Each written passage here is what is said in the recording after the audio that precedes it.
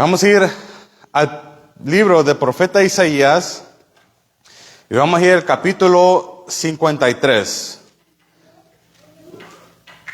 Isaías capítulo 53.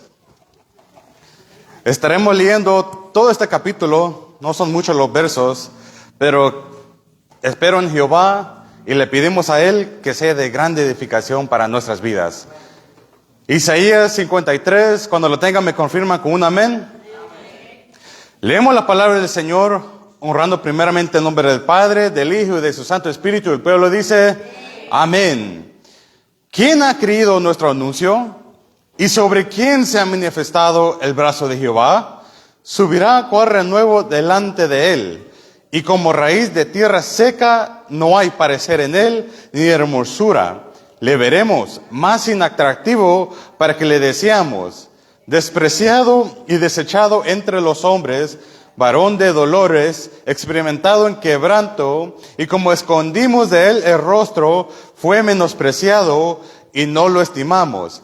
Ciertamente llevó él nuestras enfermedades y sufrió nuestros dolores, y nosotros le tuvimos por azotado, por herido de Dios y abatido.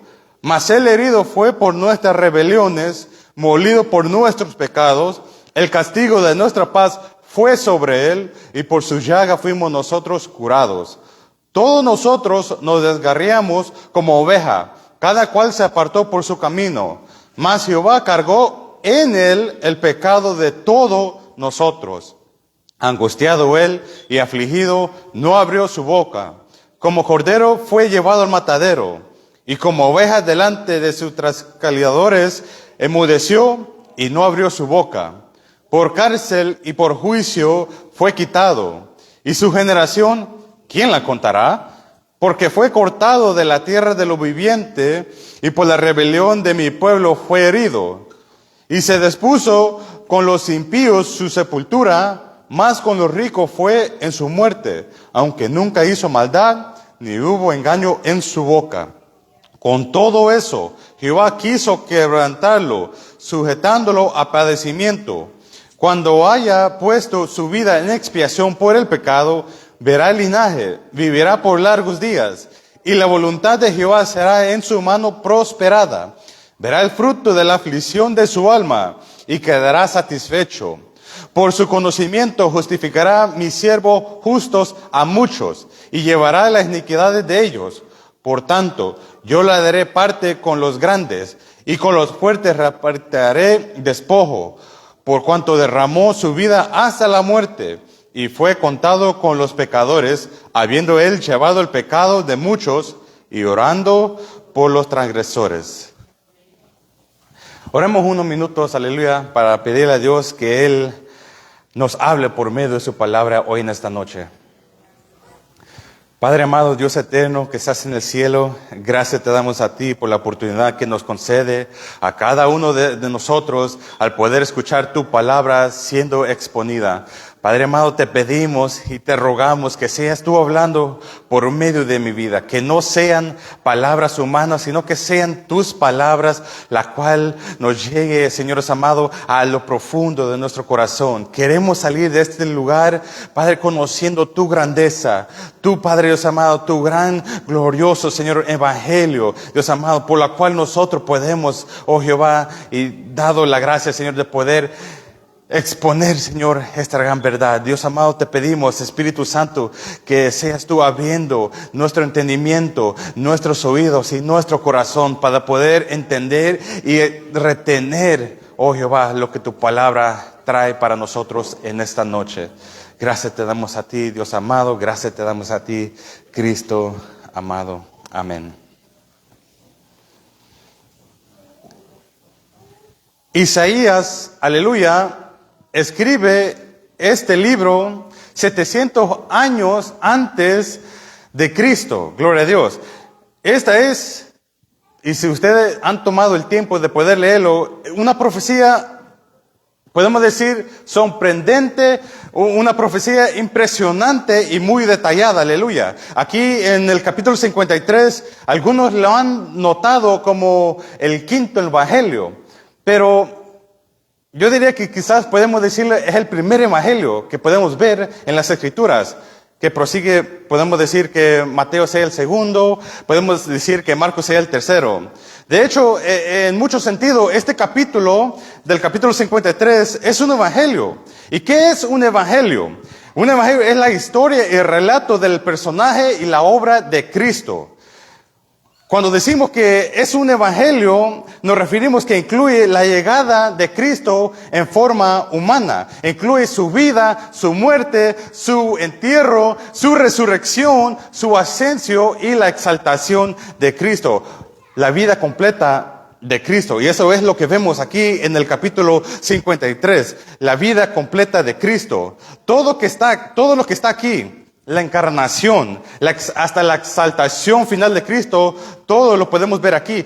Podemos ver la llegada, su vida, el rechazo de Cristo, el juicio, la muerte de Cristo, el entierro de Cristo, la resurrección, la ascensión.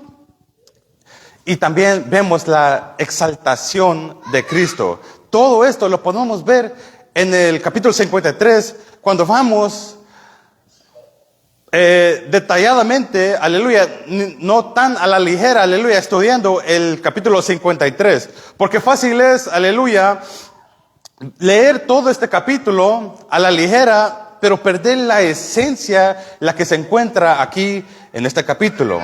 En estos textos que hemos leído, no solamente apuntan a Cristo, sino nos hace, aleluya, una pregunta, y la pregunta que tuvimos viendo la semana pasada, aleluya, cuando vimos que toda la humanidad es culpable delante de Dios, cuando nosotros nos ponemos en la banquilla delante de Dios, siendo Dios el juez justo, vimos cómo la humanidad, cómo el hombre no tiene defensa, no tiene que poner delante de Dios para justificarse a sí mismo. Y encontramos que todo el ser humano es encontrado culpable delante de Dios. Y entonces podemos, aleluya, preguntarnos, aleluya, la pregunta más importante que el ser humano puede preguntarse. Y no tiene que ver con la salud, no tiene que ver con la riqueza, no tiene que ver con la prosperidad del hombre, no tiene que ver con el éxito, ni la educación, ni la moralidad, ni la filosofía del ser humano, ni tiene que ver con la política. La pregunta más importante, y diría yo, la pregunta sobre toda la pregunta es cómo un pecador puede reconciliarse con Dios para escapar el infierno eterno y entrar en el cielo eterno. Esa es la pregunta sobre todas las preguntas. ¿Cómo puede un pecador ser reconciliado con Dios? Esa es la pregunta. Y esa es la pregunta que muchas religiones intentan contestar. ¿Cómo puede un pecador ser justificado ante Dios para poder escapar el infierno eterno, para poder entrar al cielo?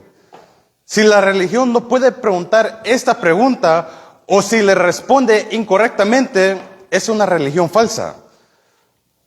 ¿Por qué los judíos rechazaron esta verdad? Porque el sistema religioso de los judíos estaba compuesto de tal manera que se decían que ellos iban a establecer su propia justicia. Lo encontramos en Romanos capítulo 10. En el mundo solo hay dos religiones. La religión del logro humano, lo que el hombre puede hacer para ganarse la entrada al cielo. Y también vemos el logro divino, lo que Dios hace y lo que nosotros no podemos hacer. Si uno ve a todas las religiones del mundo, muchos ponen el énfasis que el hombre tiene que hacer tal cosa. El hombre tiene que hacer tal cosa para poder entrar en el reino de los cielos.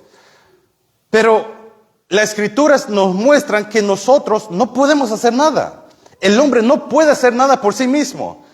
Es Dios que tiene que hacer todo. Es Dios que tiene que hacerlo porque nosotros no podemos hacerlo por nosotros mismos. Los judíos, aleluya, durante mucho tiempo en su historia, aleluya, se basaban, aleluya, en sus propios logros, que ellos mismos, guardando la ley, iban a tener entrada hacia el cielo. Eso era, aleluya, lo que decían ellos.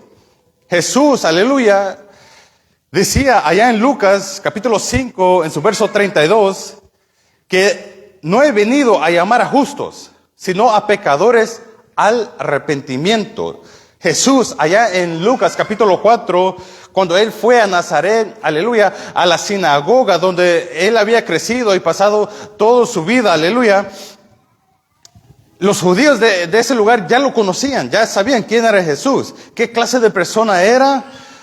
Obviamente nosotros sabemos que él era un hombre sin pecado y perfecto en todos sus caminos. Así que ellos vieron a Jesús y su carácter. Jesús regresa de Judá a Nazaret y él fue a la sinagoga. Él se levantó a predicar y abrió las escrituras en Isaías capítulo 61 y él expuso las buenas nuevas y dijo: me ha enviado a sanar a los quebrantados de corazón, a pregonar libertad a los cautivos, vista a los ciegos, a poner en libertad a los oprimidos. Y este día se ha cumplido ante vuestros oídos. ¿Y qué fue la reacción de aquellos judíos cuando escucharon, aleluya, a Jesús exponer esto? Se llenaron de ira. Se llenaron de ira. Y ellos quisieron arrojar a Jesús, aleluya, para poder, aleluya, hacerlo callar. La pregunta es, ¿por qué se pusieron los judíos de esa manera? Porque Jesús le había dicho que si no ven a sí mismos, si no ven los judíos a sí mismos, a ellos mismos, como judíos, como prisioneros, como ciegos, como oprimidos, ellos no iban a tener esperanza. Y esa es la acusación, esa es la razón por la que se llenaron de ira, después de un sermón, aleluya, que Jesús le había dado a ellos. Ellos, en su pensar, no necesitaban un Salvador. Y no sabían qué exactamente es lo que estaba diciendo Isaías en el capítulo 1, cuando él decía que toda la cabeza está enferma. Está enferma de la cabeza hasta los pies. No lo entienden. Hay una diferencia, aleluya, entre esos judíos y los cristianos verdaderos. Ellos quizás decían no necesitan un Salvador, pero los cristianos verdaderos, ¿qué dicen? Nosotros sí necesitamos un Salvador. Nosotros necesitamos un Salvador. Nosotros lo entendemos. Los judíos, ellos solo querían un libertador. Uno que le liberara del poder de Roma. Querían un libertador de sus enemigos. Y quizás de la circunstancia que ellos se encontraban. Y cuando Jesús no los liberó, cuando Jesús no hizo o no venía como ellos querían, se llenaron de ira. Hasta el punto que nosotros vemos que lo llevaron hasta la muerte.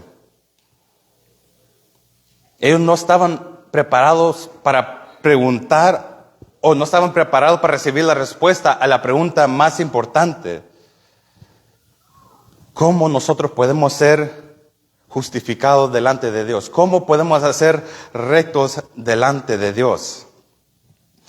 Y vemos cómo Isaías responde a esa pregunta.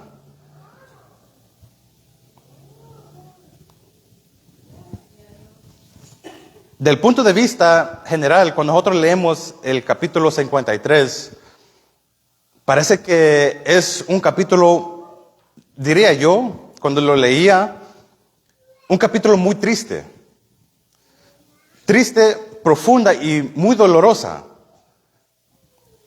En Isaías hay una canción sobre el siervo venidero de Jehová. En el capítulo 42 hay una canción sobre el Mesías venidero. En el capítulo 49 hay otra canción sobre él. En el capítulo 50 hay otra canción del siervo, al Mesías que se le es llamado siervo de Jehová. Y lo primero que vemos es la pregunta, ¿quién ha creído nuestro anuncio? ¿Y sobre quién se ha manifestado el brazo de Jehová? ¿Quién ha creído nuestro anuncio? El ser humano, por su naturaleza, no creen. ¿Quién lo cree? ¿Quién lo ha creído? Nadie lo ha creído. Nadie lo creó. La pregunta es, entonces, ¿quién la creó? ¿Quién lo cree? Nosotros vimos que el hombre, por su naturaleza, nunca busca a Dios. Nunca busca la cosa de Dios, nunca busca a honrar a Dios, nunca buscan a glorificar a Dios. Entonces, ¿quién ha creído nuestro anuncio? ¿Y sobre quién se ha manifestado el brazo de Jehová? Y cuando habla sobre el brazo de Jehová, aleluya, es una expresión hebrea para referirse al poder de Dios. El hombre no entiende el poder de Dios. En otras palabras,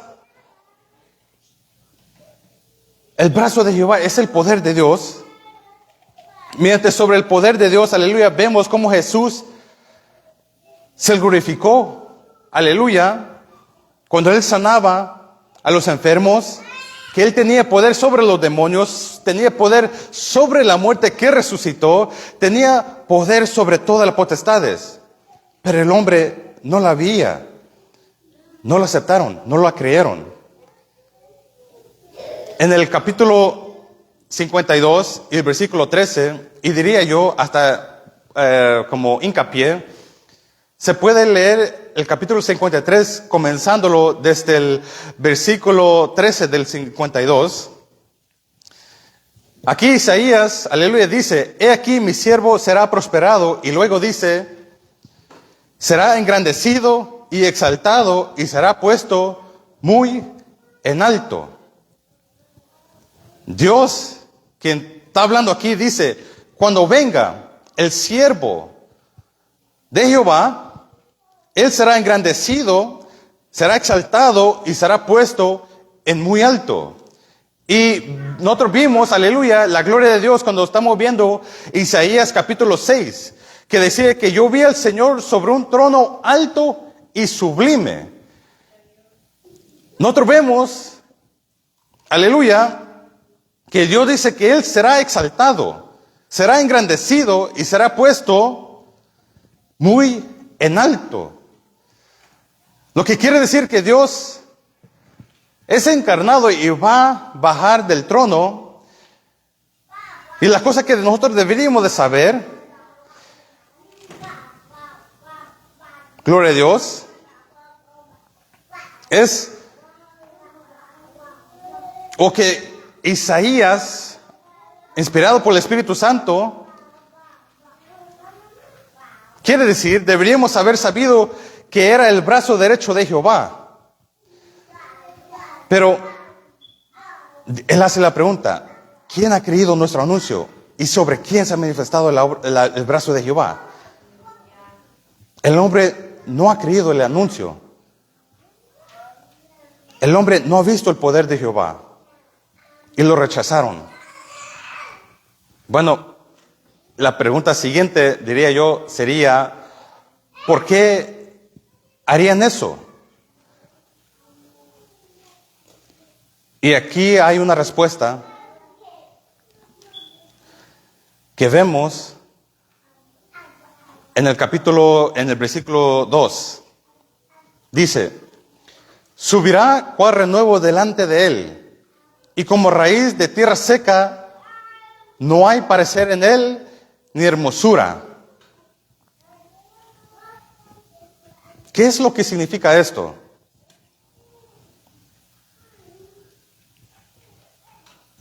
No lo veíamos a él como algo muy importante, como una raíz de tierra seca.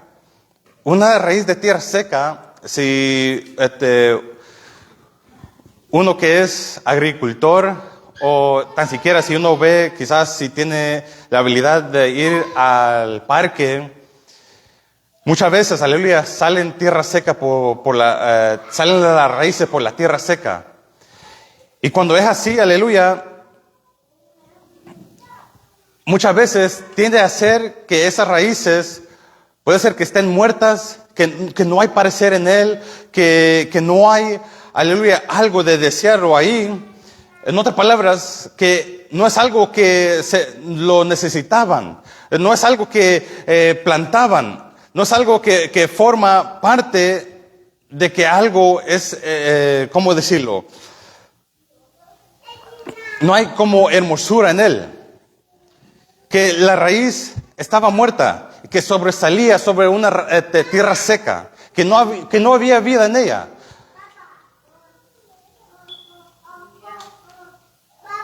Es una otra forma de decir que tiene un origen despreciable. Venía de un pueblo desconocido. En Marcos, capítulo 6,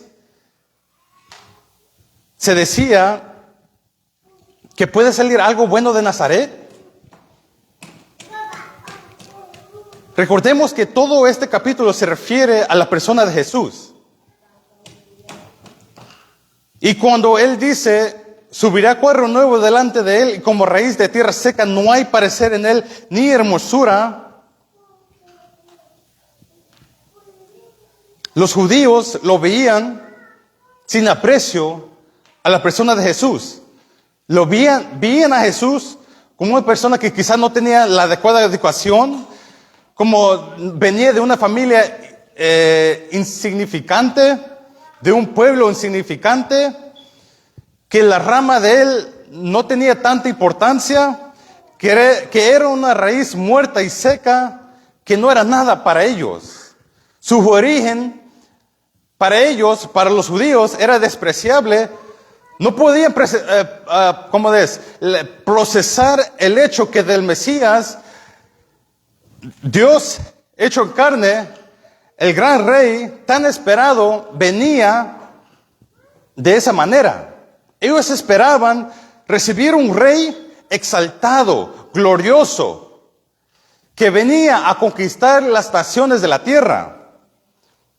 Pero vemos que Jesús no vino así, de esa manera como ellos querían. Él nació en un pesebre, atendido por pastores, que quizás en la sociedad de aquel tiempo era de lo más bajo que podía haber. El origen era de poco, poder decirlo, no era tan impresionante. Y en las vistas de ellos era despreciable. Ellos veían que no venía de un linaje de poder decir majestuoso,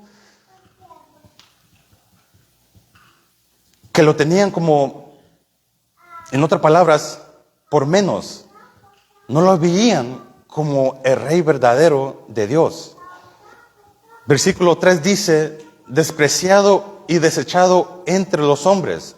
Y la palabra hombres, aquí no es la palabra hebrea normal para un hombre, para un sentido genérico del hombre, sino quiere darle el sentido de líderes. Era despreciado por los líderes. Ninguna de las personas importantes lo reconocía.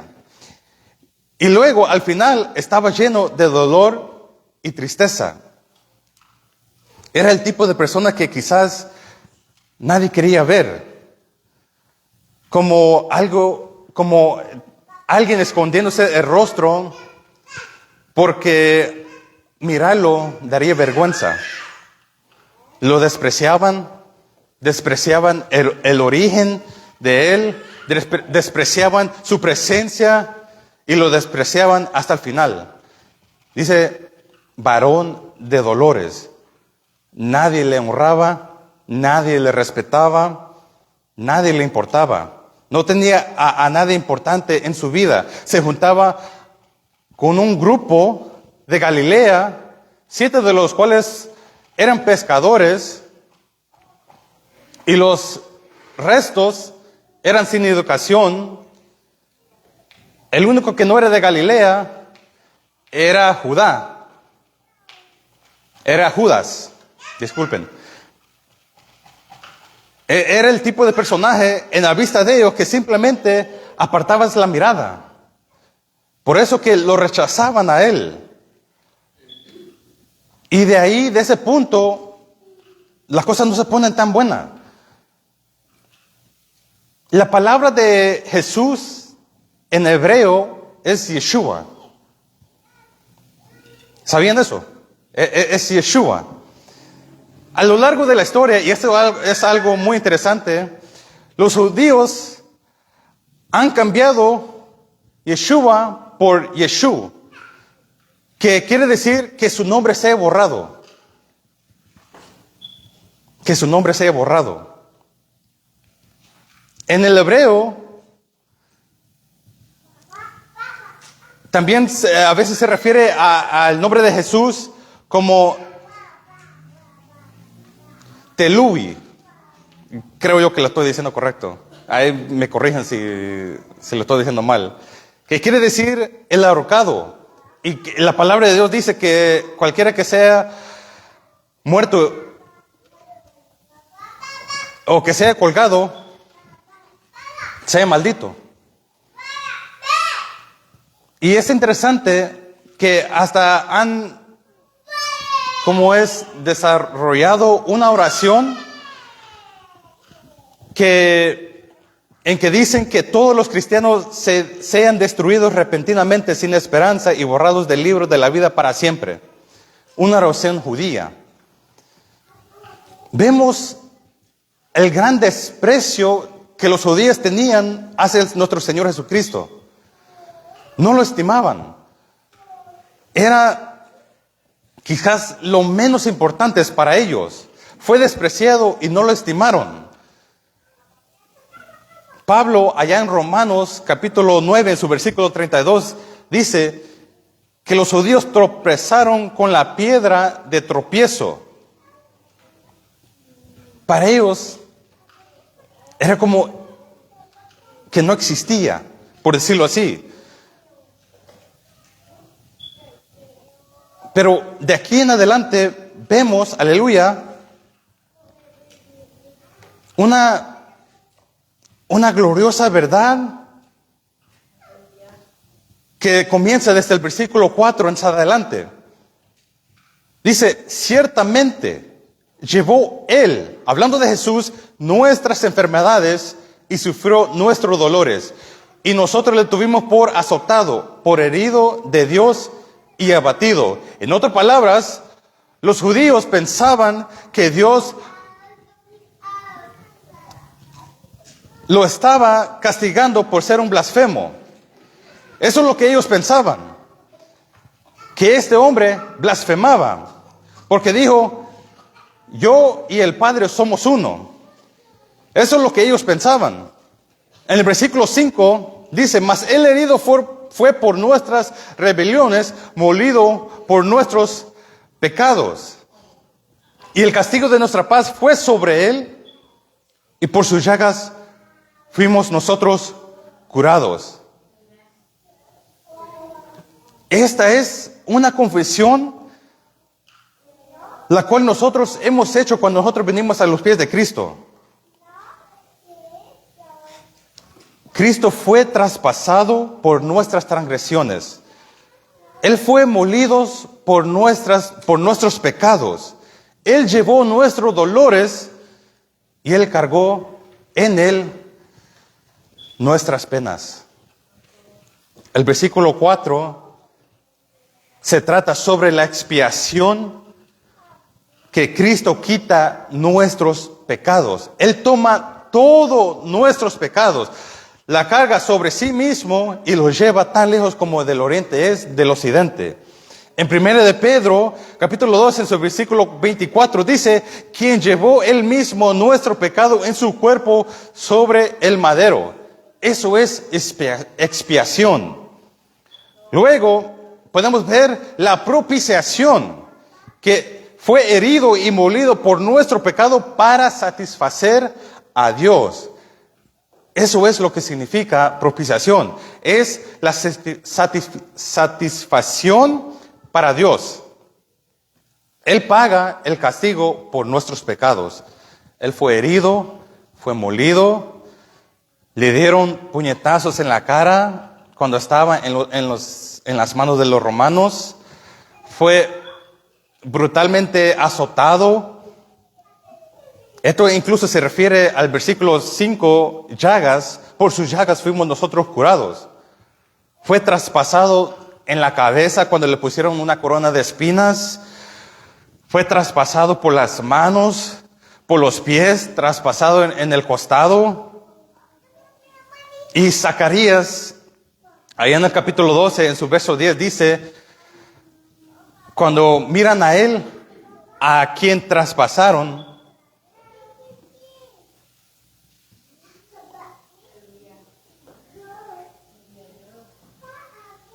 Cristo fue herido y molido por nuestros pecados para satisfacer a Dios. Herido por nuestras rebeliones, por nuestros pecados.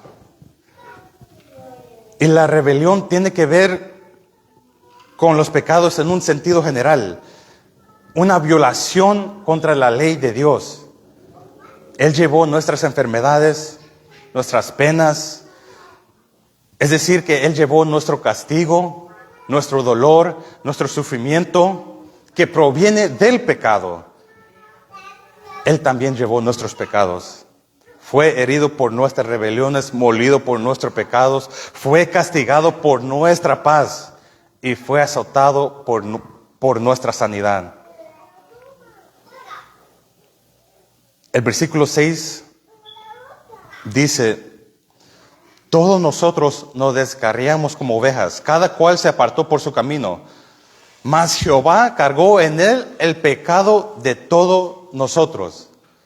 En estos versículos de 4 al 6 vemos una perfecta sustitutiva obra de Cristo Jesús.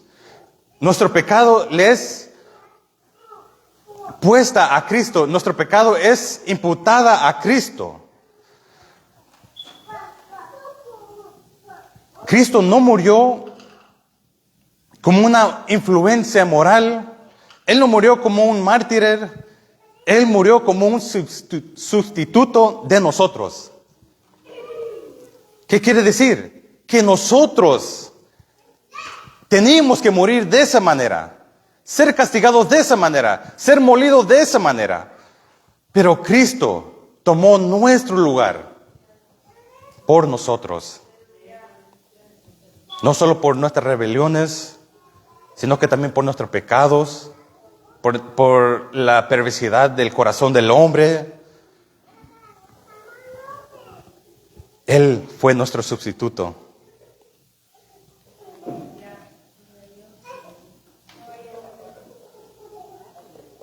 Una oveja muchas veces son indefensas. Muchas veces son, a través de tiempo, se ponen sucias y hacen lo que las ovejas hacen.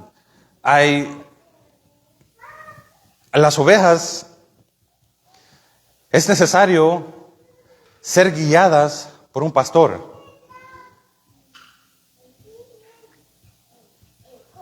No solamente nosotros necesitamos un Salvador por la cosa que hacemos, necesitamos un Salvador por lo que somos, para rescatarnos de la depravación que hay en el hombre.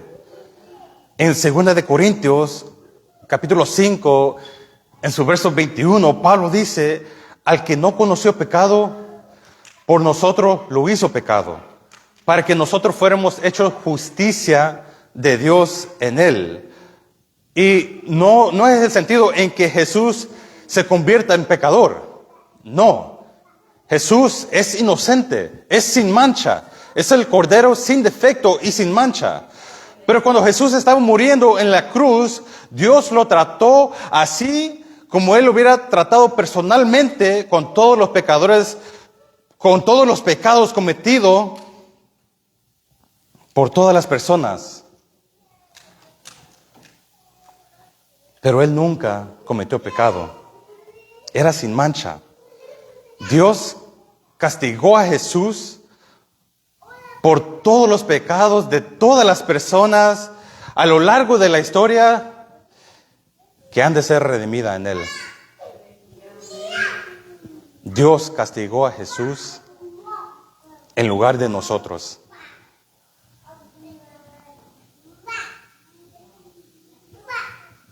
Alguien quizás podría preguntarse, ¿cómo es posible que Jesús puede cargar con todos los pecados de toda persona, de toda la historia, a lo largo de la historia? ¿Cómo será que Jesús puede hacer eso? Jesús no solamente era hombre, sino también era 100% Dios. Era una persona infinita.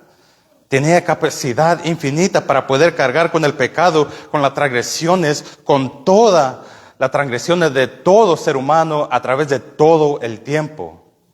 Él la pagó por completo. Él ya lo pagó. Versículo 7 al 9 describen como el que sufre voluntariamente. Angustiado él y afligido, no abrió su boca.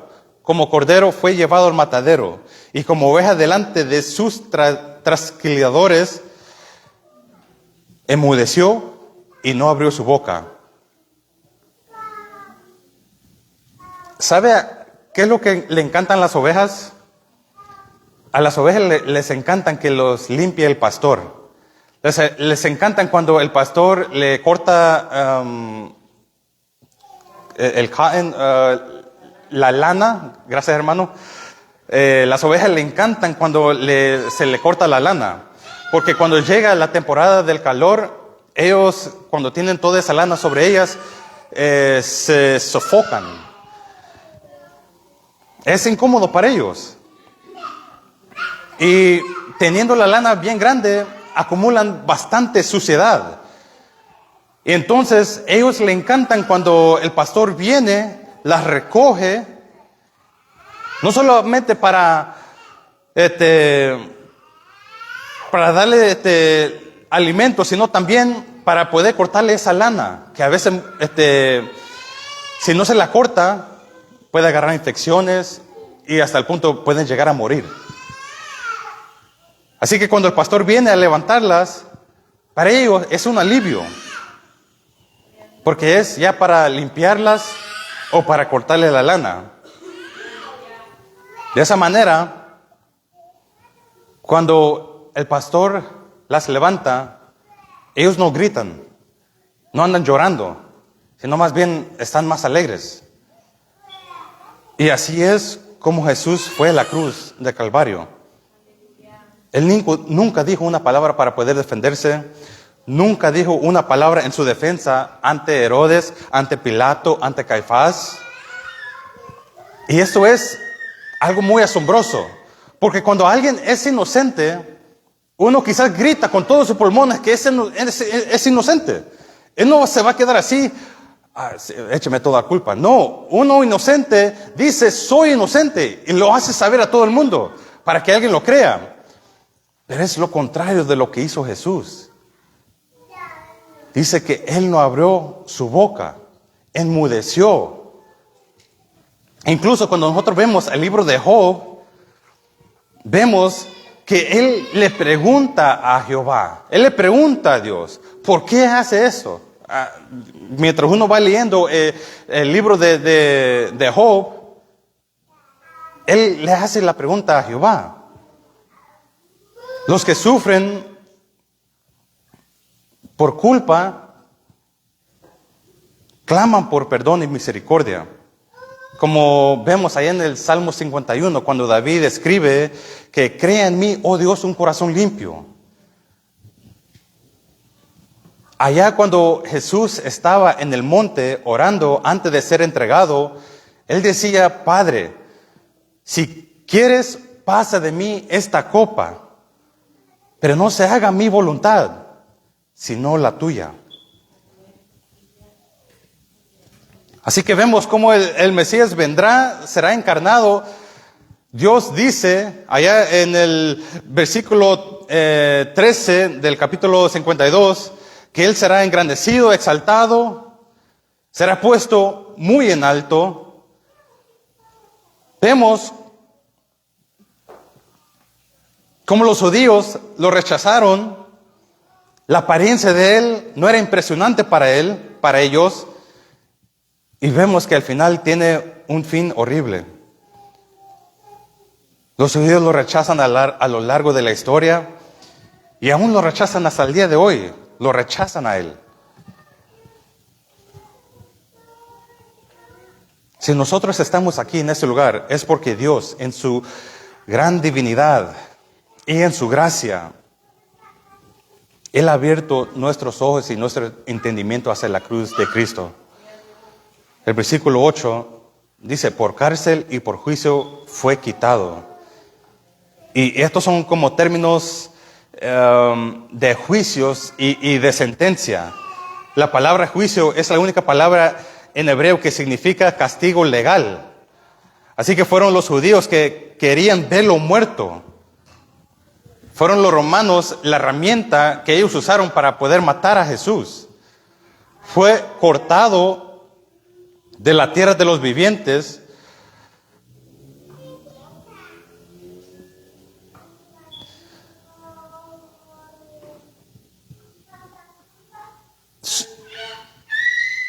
Porque fue cortado de la tierra de los vivientes y por la rebelión de mi pueblo fue herido. Él murió en nuestro lugar.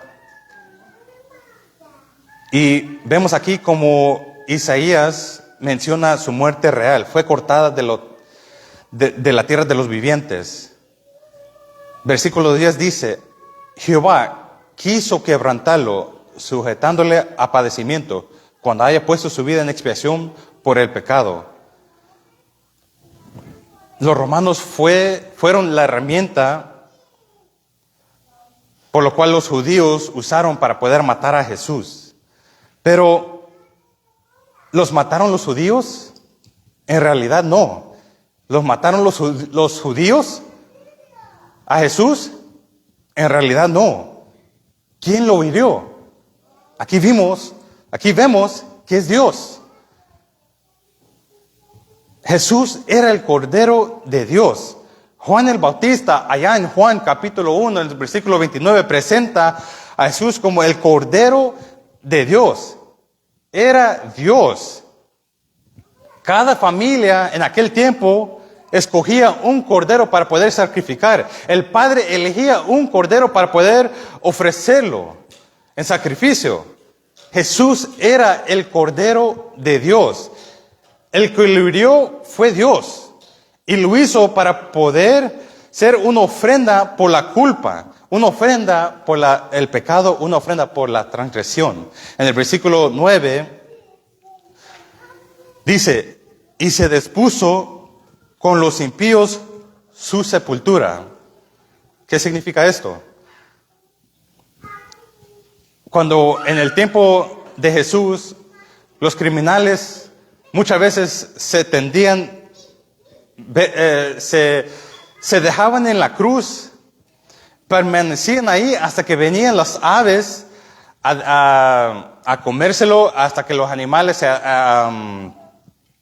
se treparan por el madero para poder comerse a lo que estaban clavados en el madero.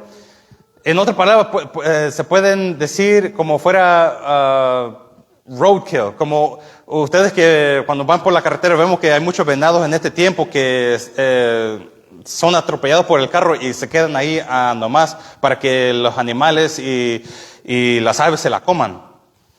En ese sentido, los criminales eran dejados en la cruz para que eso sucediera. Y luego, después de haber estado ahí lo suficiente tiempo para asustar a la gente de Roma, para que no fueran en contra de ellos, bajaban sus cuerpos en el estado que se encontraban ellos y los arrojaban al fuego. Pero versículo 9 dice, y se dispuso con los impíos su sepultura, porque murió entre dos ladrones, ¿verdad? Habría seguido el mismo camino de ellos, pero ocurrió algo diferente. Dice más adelante, más con los ricos fue en su muerte. Si nosotros vamos a Juan capítulo 19, en su versículo 38, hay un hombre que se llama José de Arimatea, que vino y pidió el cuerpo de Jesús y lo puso en una tumba nueva. Algo bien interesante, que 700 años de que esto sucediera, Dios ya había puesto este detallito aquí. Porque el Salmos, ¿saben por qué? Porque el Salmo 16 dice que no permitirá que sus santos viera la corrupción.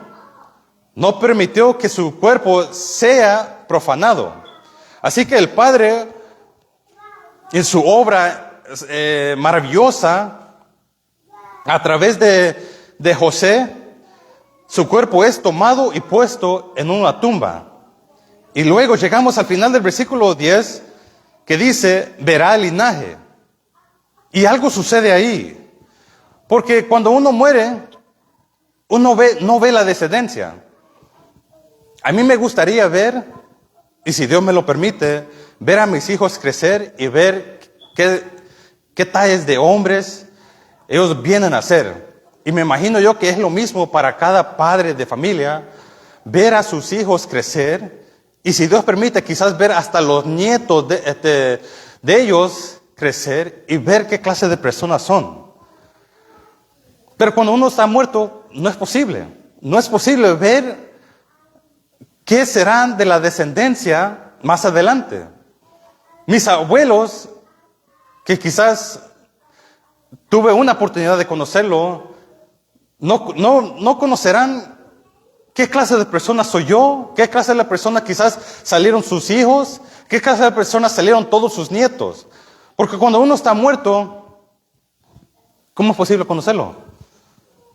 Pero dice aquí, y esto afirma la resurrección de Cristo, verá linaje. ¿Qué significa eso?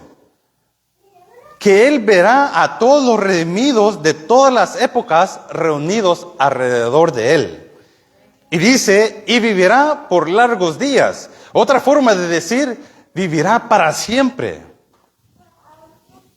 Y la voluntad de Jehová será en su mano prosperada. ¿Y cuál es la voluntad de Jehová? El propósito completo de la historia redentora es que el Padre reúna a una novia para su Hijo. ¿Y quién es la novia de Jehová, de Jesús? Es la iglesia. Ese es el propósito. Que el Padre reúna una novia para su hija, para su Hijo. ¿Por qué quería el Padre hacer esto? Porque Él lo ama con un amor infinito, eterno, perfecto. Y la salvación es llevar a la gloria a una humanidad redimida para demostrar el amor del Padre por el Hijo. Él nos está salvando para crear una humanidad redimida que pueda alabar y glorificar a su Hijo por los siglos de los siglos. Y la única manera en que Dios puede hacer esto es a través de la muerte de su Hijo. Así que Él morirá. Pero no solo eso, sino que también Él resucitará. Y la voluntad de Dios será en su mano prosperada. Verá el fruto de la aflicción de su alma y quedará satisfecho. Dios quedará satisfecho. Cristo quedará satisfecho al final de la historia, cuando todos seamos reunidos alrededor de Él por los siglos de los siglos. Y los redimidos confesarán que Cristo es el Señor, que Él es digno de la gloria, que Él es digno de honra y que solo Él merece la alabanza y el poder. Toda la humanidad redimida que Dios determinó antes de la fundación del mundo se reunirá alrededor de su Hijo para siempre en su presencia. Versículo 11, en el medio dice,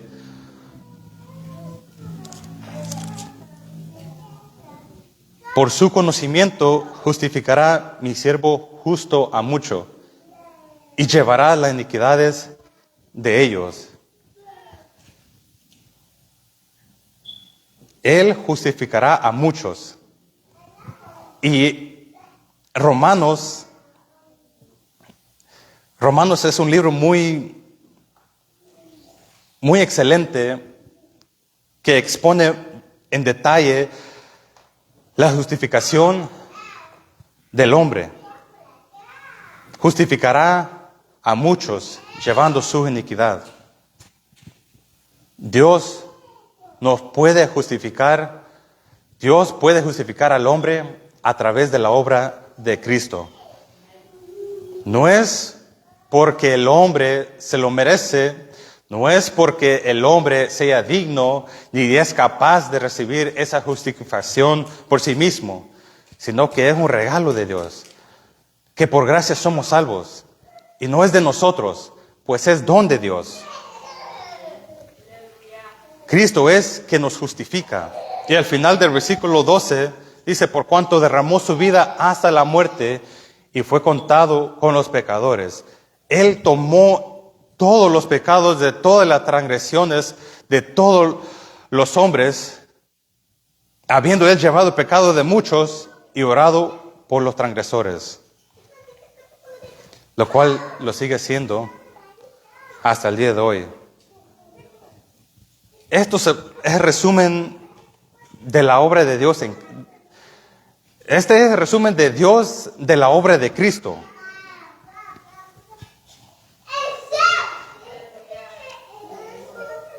El versículo 12, vemos la exaltación de Cristo. Dice, por tanto, yo daré parte con los grandes, y con los fuertes repartirá despojo. ¿Quiénes son esos? ¿Quiénes son los grandes y los fuertes? ¿Quiénes son? Somos nosotros. Somos nosotros los grandes y los fuertes. Y la pregunta es, pues, ¿cómo nos hemos vuelto grandes y fuertes? Por el poder de su salvación. Y lo que esto dice esencialmente es lo que dice Pablo. Nos convertiremos en herederos y coherederos de Cristo.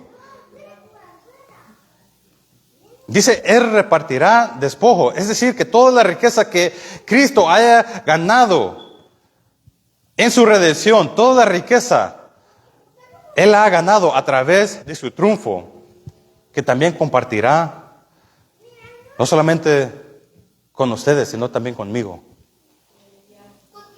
Las Escrituras dicen que mi Señor va a compartir conmigo todo el tesoro que Él ha ganado en su triunfo redentor. Y la verdad, tiempo falta para poder ir detalle a detalle, verso por verso, en lo que podemos encontrar aquí. En verdad, mucho tiempo falta. Pero solo quiero terminar con esto. Hay muchos que dicen que Jesús murió como un mártir. Pero yo diría que no murió así. Que Él no murió así. Hay una diferencia en la forma que Jesús murió y la forma en que mueren los mártires. Los mártires mueren con por decirlo, con una gracia del cielo. Jesús, Él murió saboreando el infierno. Y Él lo hizo para poder llevar a la gloria y compartir todo lo que tiene con nosotros. Jesús no murió bajo la gracia.